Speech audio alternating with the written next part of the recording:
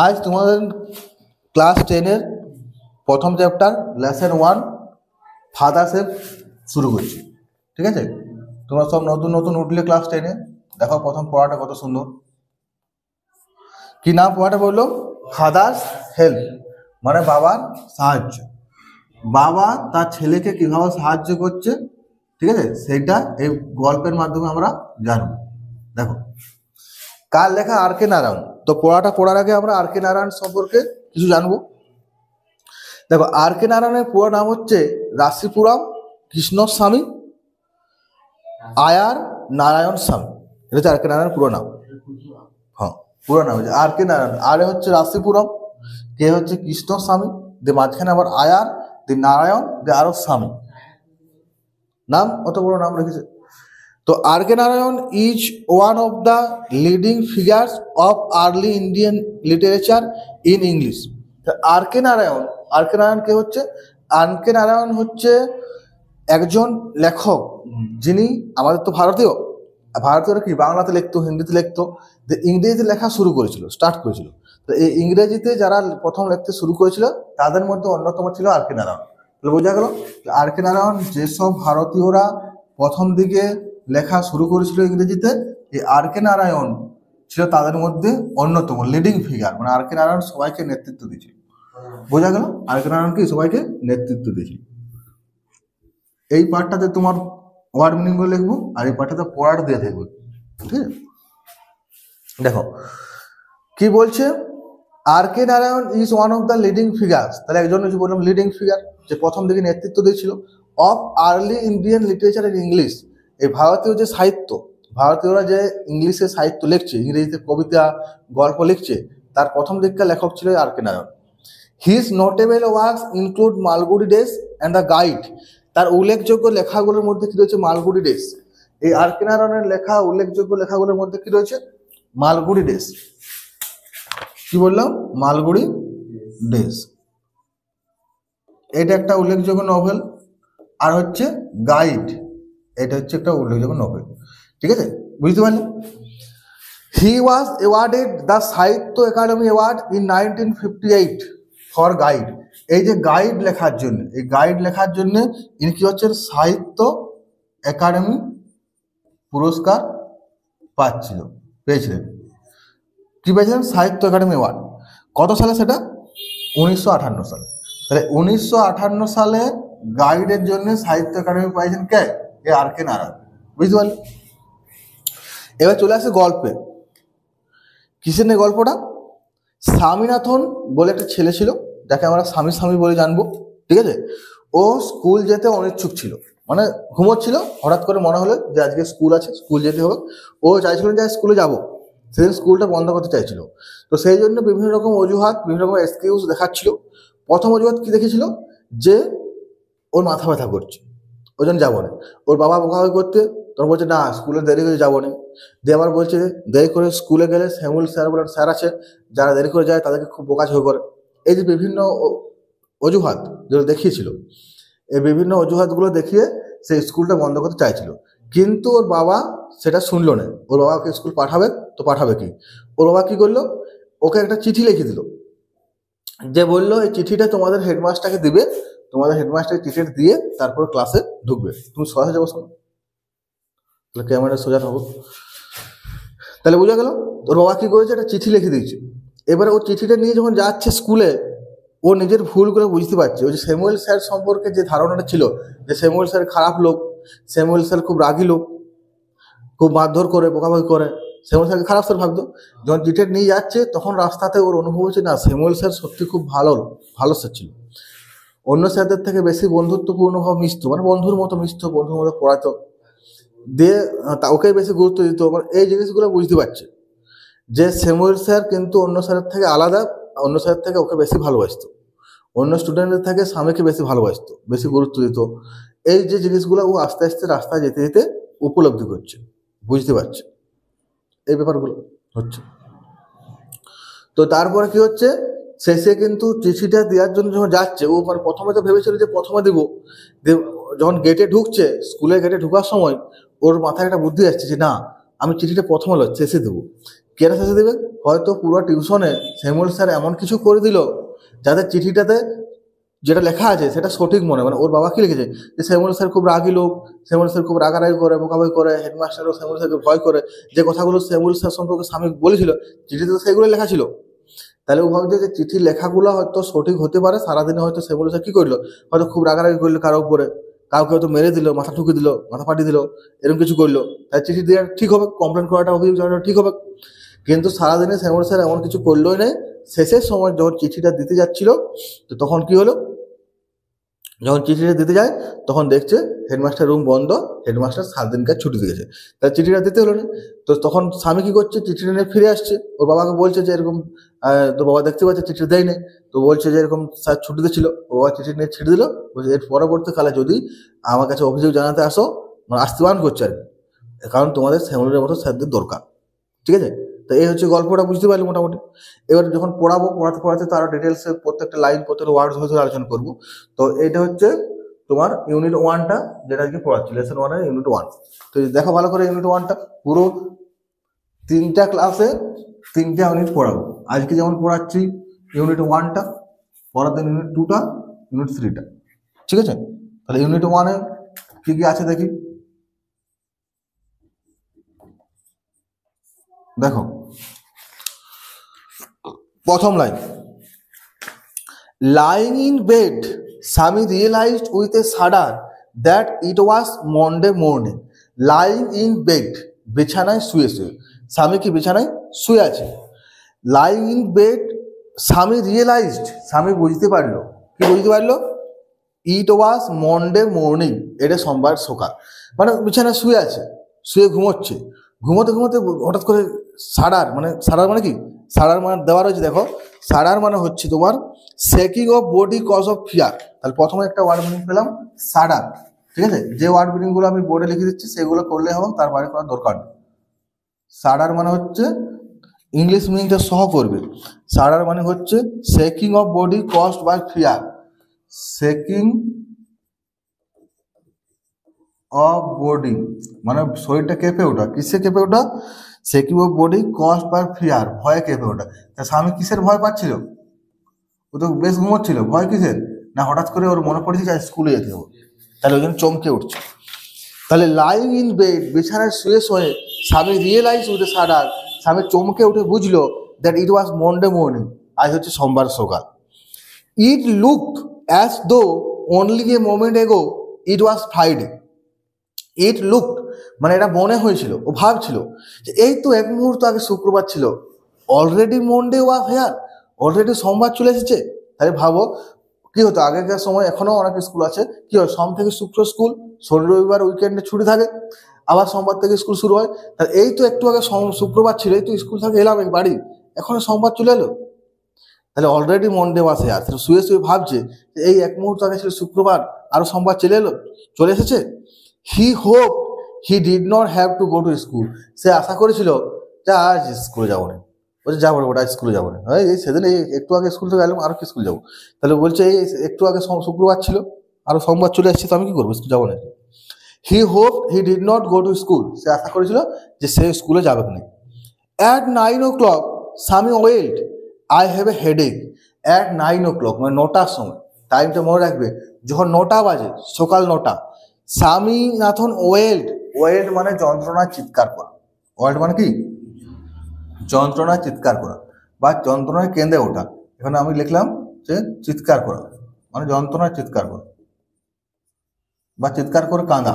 ঠিক আছে, ওয়েল চিৎকার করে কাঁদছে, আমার মাথা ব্যথা করছে, আমার মাথা ব্যথা করছে, মানে ফলস, ও মানে স্কুল যাওয়ার ইচ্ছে নেই, সেই জন্য অজুহাত দেখাচ্ছে। তো স্বামী হয়তো 9টার সময় চিৎকার করে বলছে আমার মাথা ব্যথা করছে, I have a headache. Mother generously suggested that Swami might stay at home.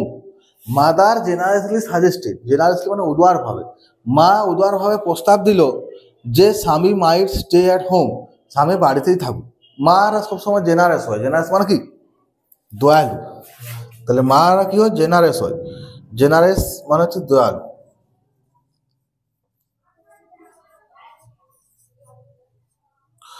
Generously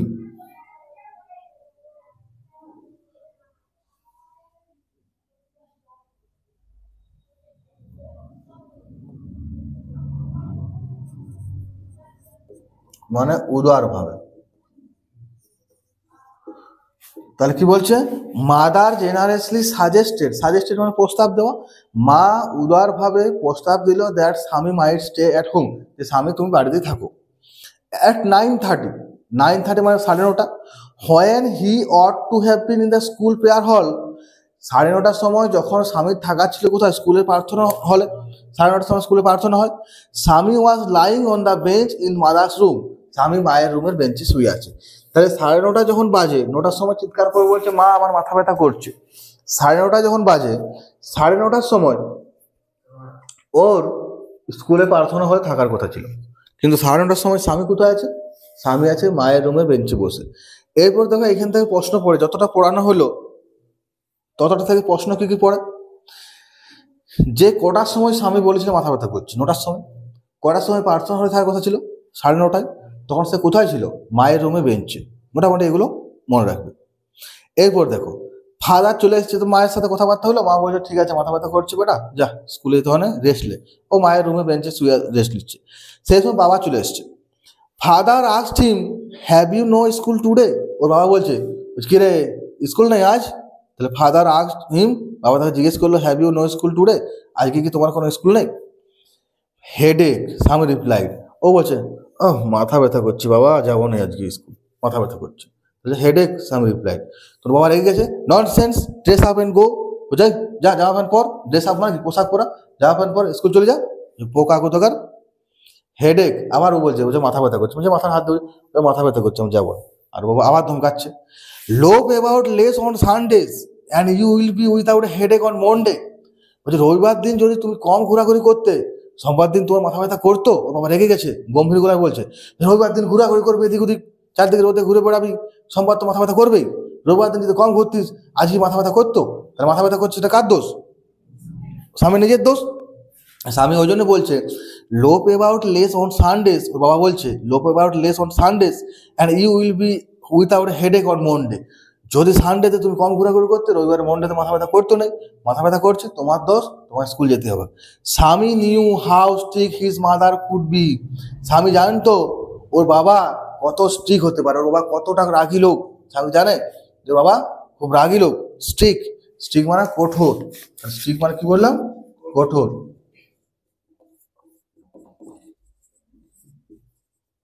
Streak মানে কঠোর, তা স্বামী জানে ওর বাবা কতটা কঠোর, কতটা রাগী। এরপর দেখো তা সে কি করছে, so he change his tactics, তাই সে তার প্ল্যানটা চেঞ্জ করলো, কৌশলটা, যে ট্যাকটিসটা তখন কাজে লাগাচ্ছিল, যে কৌশলটা কি ছিল, যে আমি বলবো যে মাথা ব্যথা করছে দিয়ে আজ স্কুল যাবো রে, কিন্তু ওর বাবা রেগে গেছে। তাহলে ওর বাবা রেগে গেছে, তখন ওর ট্যাকটিসটা, ওর প্ল্যানটা, কৌশলটা চেঞ্জ করলো। কি বলছে, I can not go so late to the class, আমি এত দেরিতে ক্লাসে যেতে পারবো না। বলছে না না দেরি হয়ে গেছে, এত দেরি যাবে। দেখো 9:30টার সময় স্কুলে প্রার্থনা হয়ে গেছে, আর কথা বলতে বলতে তো প্রায় 10টা তো বেজে গেছে, দেরি তো হয়ে গেছে। বলছে আমি এত দেরি করে স্কুলে যাবো না, বলছে দেরি হয়ে গেছে আজকে যাবো না। এরপরে বাবা কি বলছে দেখো, you will have to, it is your own fault, তোমাকে যেতেই হবে, বা যদি তুই বলে তোকে স্কুল যেতেই হবে, এটা তোর নিজের দোষ, দেরি হয়ে গেছে, বসে থাকবি বেঞ্চে শুয়ে থাকবি, দেরি তো হবেই, তোর নিজের দোষ, স্কুলে তোকে যেতেই হবে, বাপ কিন্তু ছাড়বি না। তখন স্বামী কি বলছে, what will the teacher think if I go so late, বলছে স্যার কি ভাববে এত দেরি করে গেলে, স্কুলের টাইম তো পেরিয়ে গেছে, এত দেরি করে স্যার কি ভাববে, ওটা বলছে what will the teacher think, sir কি ভাববে, if I go so late, যদি আমি এত দেরি করে স্কুলে যাই। ওর বাবা তখন প্ল্যান দিচ্ছে, tell him you had a headache and so are late, তাকে বলবে তোমার মাথা ব্যথা করছিল তাই দেরি হয়েছে। তাহলে ওর বাবা কি বলছে, ওকে বলবে যে মাথা ব্যথা করছিল, মাথা ব্যথা করছে বলে দেরি হয়েছে। স্যারকে যদি বলি যে স্যার আমার মাথা ব্যথা করছিল সেই জন্য স্কুল আসতে দেরি হয়েছে, স্যার তো ছেড়ে দেবে, মাথা ব্যথা করছে স্কুল আসারই কথা হলে, তার ছেলে স্কুলে এসেছে এটাই অনেক। তাহলে ওটা বলছে যে বলবে যে মাথা ব্যথা করছিল সেই জন্য তোমার দেরি হয়েছে। He will scold me if I say so, আমি বলছে তিনি আমাকে বকবেন যদি আমি এরকমটা বলি, মানে ওই যে স্যারের ক্লাস আছে ফার্স্ট পিরিয়ডে, সেই স্যার স্যামুল স্যার, একটু পরে আমরা জানবো, যে স্যার আমাকে বকবে আমি যখন বলি যে মাথা ব্যথা করছে তাই দেরি হয়েছে, স্যার আমাকে খুব বকবে। ওর বাবা তখন জিজ্ঞেস করছে উইল হি, সে কি, লেট আসছি চলো দেখি, হোয়াট ইজ হিজ নেম, কি নাম তার। ওর বাবা তো কথাটা সত্যি ভাবে যে সত্যি সত্যি কেমন স্যার দেরি করে আসছে, মাথা ব্যথা করছে বলে দেরি হয়েছে, বকবে, এটা তো কোনো কথা নয়। বোকার তো কথা লয়। বলছে বলছে তাই কি, লেট আসছি, চলো দেখি কোন sir, what is his name, তার নাম কি? স্যামুয়েল। স্বামী উত্তর দিচ্ছে, বলছে স্যামুয়েল। ডাজ হি অলওয়েজ, কেটে দাও ফোনটা, does he always scold the students? কি বলছে? Does he always scold the student? তিনি কি সবসময় ছাত্রদের বকাবকি করেন? জিজ্ঞেস করছি। বলছে does he always scold the student?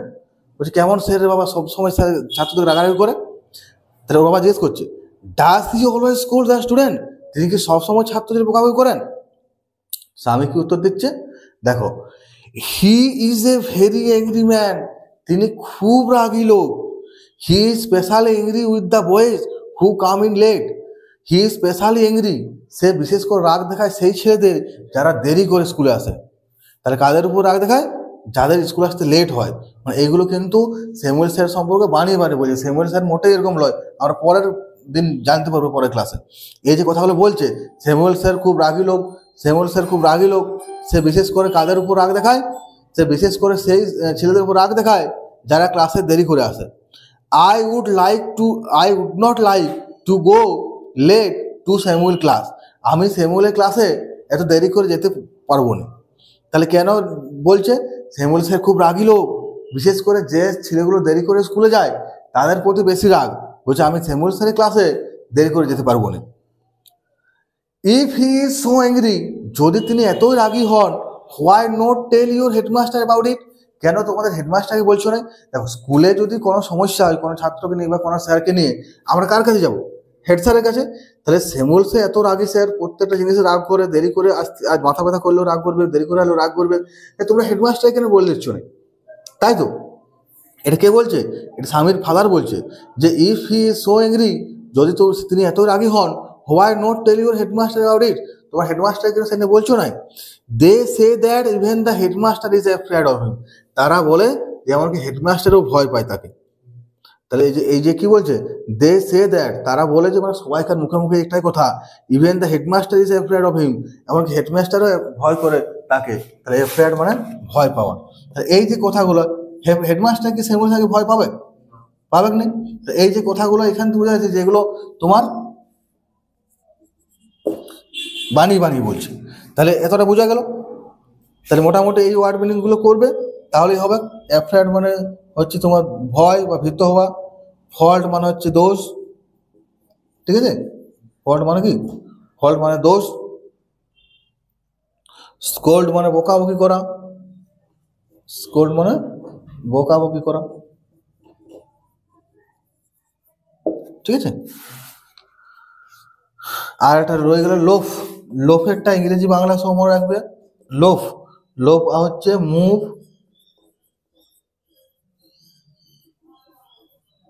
Around in an idol manner, in an